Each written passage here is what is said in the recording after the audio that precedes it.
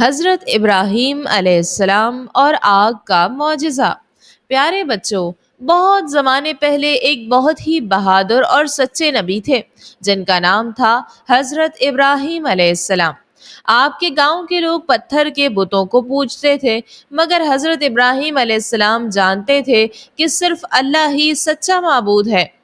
تو آپ نے لوگوں کو سمجھایا، یہ بت تو نہ کچھ سنتے ہیں نہ دیکھتے ہیں، یہ تمہیں کیا فائدہ دیں گے؟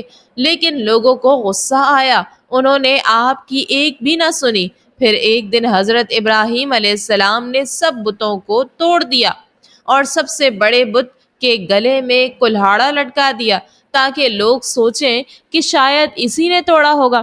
جب لوگ واپس آئے اور دیکھا کہ بت ٹوٹ چکے ہیں تو بہت غصہ ہوئے۔ انہوں نے حضرت ابراہیم علیہ السلام سے پوچھا، یہ کس نے کیا ہے؟ آپ نے فرمایا، اس بڑے بت سے پوچھ لو۔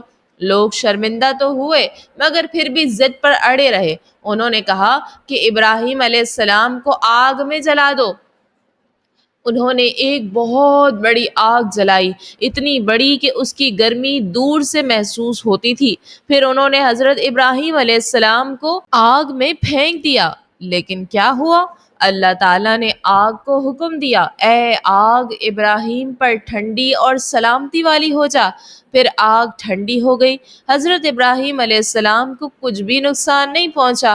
سب لوگ حیران رہ گئے کہ یہ کیسے بچ گئے، مگر وہ جانتے نہ تھے کہ اللہ جس کی حفاظت کرے اس کا کوئی کچھ نہیں بگاڑ سکتا۔ تو بچوں، ہمیں یہ سیکھنے کو ملا کہ اگر دل سے اللہ پر ایمان ہو اور اس پر بھروسہ ہو تو اللہ ہمیں ہر مصیبت سے بچا لیتا ہے۔